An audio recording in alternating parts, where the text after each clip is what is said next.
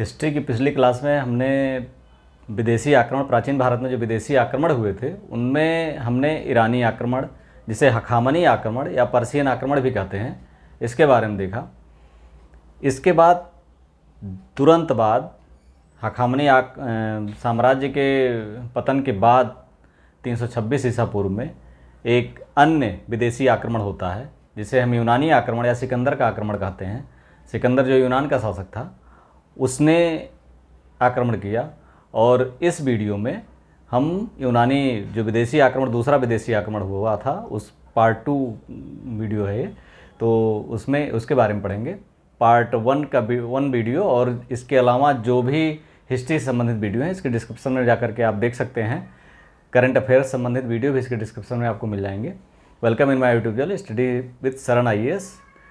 सिकंदर, हम जानते हैं सिकंदर एक विश्व विजेता के रूप में भारत आया था, लेकिन उसका अभियान यहीं समाप्त हुआ और यहाँ से लौटते समय बेबीलोन में उसकी मृत्यु हुई। वो प्रेरित कैसे हुआ भारत पर आक्रमण करने के लिए? हम जानते हैं कि ईरानियों ने, इसके पहले ईरानी आक्रमण हुआ था भारत पर, और भारत और ईरान, इसके बाद यूनान, बीच में ईरानियों का साम्राज्य था। ईरानियों के साम्राज्य से, ईरानियों से ही यूनानियों ने भारत की समृद्धि और पश्चिमोत्तर में जो एक अराजकता थी, अनेकता थी, एकता नहीं थी, जो साम्राज्य थे वहाँ पर उस समय, जैसे डॉक्टर हेमचंद्र राय चौधरी बताते हैं कि 28 राज्य और गणराज्य मिलाकर थे। तो राज्य चाहते थे, राजतंत्र जहाँ था वो राजतंत्र बनाना चाहते थे, और गणतंत्र जो थे वो गणतंत्र के रूप में सारे क्षेत्र को चाहते थे। तो आपस में इनमें वैमनस्यता थी। पुरु का आम्भी था, पुरु का अपने भतीजे से वैमनस्य था। इस तरह से एक दूसरे से वैमनस्यता बहुत थी और ईरानियों के माध्यम से यूनानी अच्छी तरह से जानते थे। 362 ईसा पूर्व से 336 ईसा पूर्व में फिलिप, जो सिकंदर का पिता था, फिलिप, इसने मैसिडोनिया पर शासन किया। मैसिडोनिया का क्षत्रप था 362 ईसा पूर्व से 336 ईसा पूर्व तक। 336 ईसा पूर्व में उसकी मृत्यु हो जाती है और इसके बाद 20 वर्ष की अवस्था में सिकंदर शासक बनता है मैसिडोनिया का।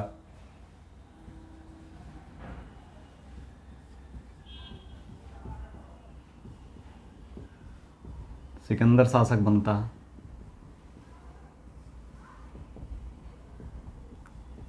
उसने मैसिडोनिया और यूनान में अपनी स्थिति सुदृढ़ की और अपने पिता से, अपने अदम्य साहस के बल पर जो अपने पिता से उसने प्राप्त किया था, उसके आधार पर उसने विश्व विजेता बनने का स्वप्न देखा और इसी प्रक्रम में वो आगे बढ़ता हुआ उसने यूनान और मैसिडोनिया के बाद एशिया माइनर,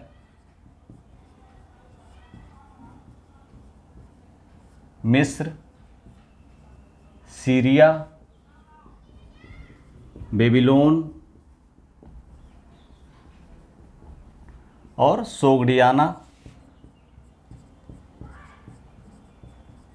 आदि क्षेत्रों को, यूनान और भारत के मध्य पूरा कंप्लीट मध्य एशिया लगभग इसने जीता। और सोगडियाना तक, जो सोगडियाना क्षेत्र ये है, देख सकते हैं आप यहाँ मैप में, सोगडियाना तक इसने क्षेत्र जीत लिया। और इसके बाद 326 ईसा पूर्व में इसने भारत की तरफ रुख किया। 326 ईसा पूर्व में भारत की तरफ रुख किया। 331 में हम जानते हैं आरवेला के युद्ध में, 331 ईसा पूर्व में आरवेला के युद्ध में, पिछली वीडियो हमने भी इसको बताया, 331 में आरवेला के युद्ध में उसने पर्शियन या हखामनी साम्राज्य को, पर्शियन साम्राज्य को, दारा तृतीय को बुरी तरह उसकी सेना को परास्त किया और पूरा हखामनी साम्राज्य उसके कदमों में आ गया और उसके सामने अब कोई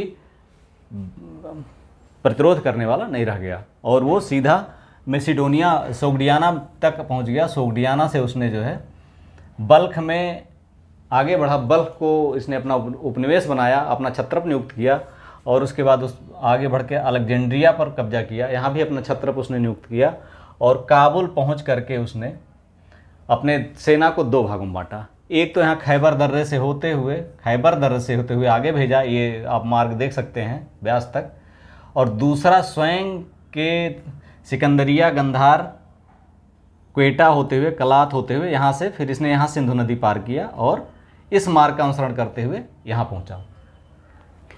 326 ईसा पूर्व में जब ये इसने एक सेना यहाँ भेजी, ये जल्दी पहुँच गई, इसका शार्ट रूट था, और इसने यहाँ से विजय करते हुए सबसे पहले इस क्षेत्र में जो जातियाँ थीं, अश्वक, इनकी एक जात थी अश्वक, बहुत लड़ाकू जात थी, जिसकी राजधानी मस्सग थी। वहाँ पर इसको भयानक प्रतिरोध का सामना करना पड़ा, और अश्वकों ने लड़ते हुए, मस्सग की स्त्रियों ने, अश्वकों ने लड़ते हुए अपने जान दिए, बाद में यहाँ की स्त्रियों ने लड़ा और मस्सग की समस्त स्त्रियों को कत्ल करने का हुक्म इसने दे दिया। और यहाँ से फिर वो आगे बढ़ा, आगे बढ़ते हुए यहाँ पहुँचा जहाँ पहले से दूसरे जो सेना थी इसकी, सेनापतियों के नेतृत्व में, वो यहाँ पर झेलम के तट पर मिली, और इधर से सिकंदर स्वयं पहुँचा इधर के क्षेत्रों को विजित करता हुआ। और यहाँ पर ये सप्त सिंधु, ये सिंधु नदी है, ये सिंधु यहाँ तक है। इसके बाद ये दूसरी सतलज है, सतलज की एक सहायक ब्यास है, सतलज इधर चली गई, फिर ब्यास है, रावी है, फिर आगे झेलम है और चिनाब है। हम जानते हैं कि झेलम और चिनाब के बीच में पुरु का राज्य था, और सिंधु और झेलम के बीच में यहाँ आम्भी का राज था, आम्भी का राज्य था। और आम्भी ने जब यहाँ पहुँचा तो आम्भी ने आत्मसमर्पण कर दिया, और एक दरबार लगा तक्षशिला में एक दरबार लगा, और यहाँ पर आसपास के जो भी शासक थे उन्होंने बहुमूल्य उपहारों सहित सिकंदर को अपने उपहार दिए और आत्मसमर्पण किया, उनकी अधीनता मानी, और यहाँ से उसने जो है अपने आप को मजबूत किया और आगे बढ़ने के लिए तत्पर हुआ। इसके पहले उसने पोरस को, जिसका राज्य झेलम और चिनाब के मध्य था, पुरु का राज्य, इसने पुरु को संदेश भेजा आत्मसमर्पण के लिए, लेकिन पुरु ने कहा कि अब उसका सामना रण क्षेत्र में ही होगा, यूनानी विजेता का सामना वो रण क्षेत्र में ही करेगा, आत्मसमर्पण नहीं करेगा। और दोनों की सेनाएं झेलम नदी, ये देख रहे हैं, झेलम नदी के इस पोर्शन पे सिकंदर की सेना पश्चिमी तट पर थी और पुरु की सेना पूर्वी तट पर थी।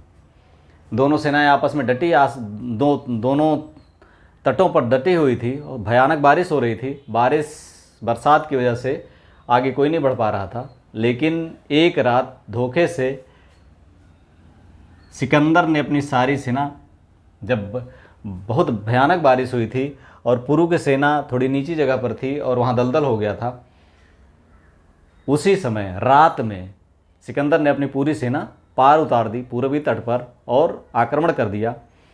अब हुआ ये कि जो पुरु के सेना के धनुष थे, बहुत बड़े बड़े थे, उनको ज़मीन पर टिका करके हाथ से पकड़ के तब मारा जाता था तीर, और वो ज़मीन पर टिका नहीं पा रहे थे क्योंकि दलदली हो ज़मीन हो गई थी।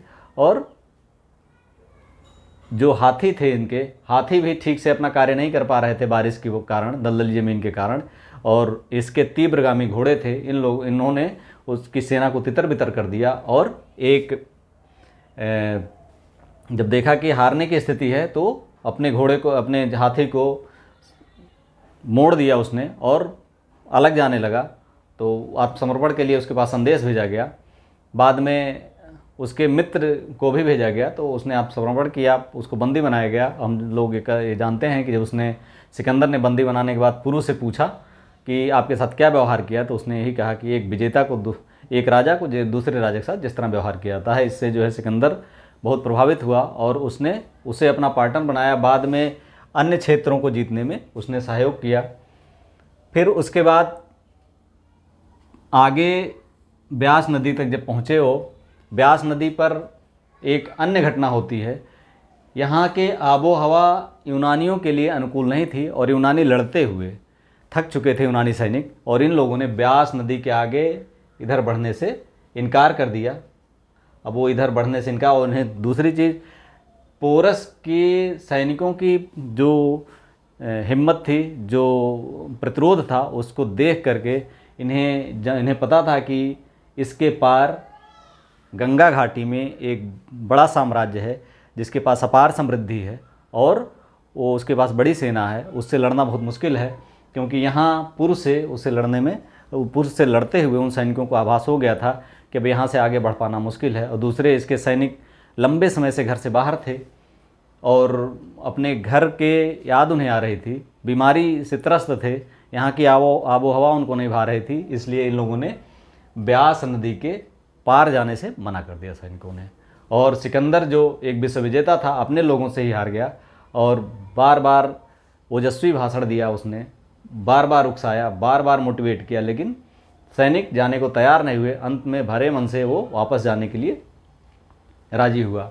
वापस आते हुए उसने कठ, ये जो कठ जनजात थी, कठ के जो यहाँ पर सतलज और रावी के बीच में कठ जनजात थी, ये कठों ने उसके भयानक प्रतिरोध किया और इसके पूरे नगर का कत्लेआम सिकंदर ने किया। इसके बाद क्षुद्रक जो यहाँ थे और मालव, इन दोनों ने भयानक प्रतिरोध किया। प्रतिरोध करने के बाद जो सिकंदर घायल हुआ, इस घायलावस्था में हालांकि विजय उसे प्राप्त हो गई, लेकिन वो घायल अवस्था में आगे बढ़ा और अन्य जनजातियां थीं उनसे भी प्रतिरोध हुआ।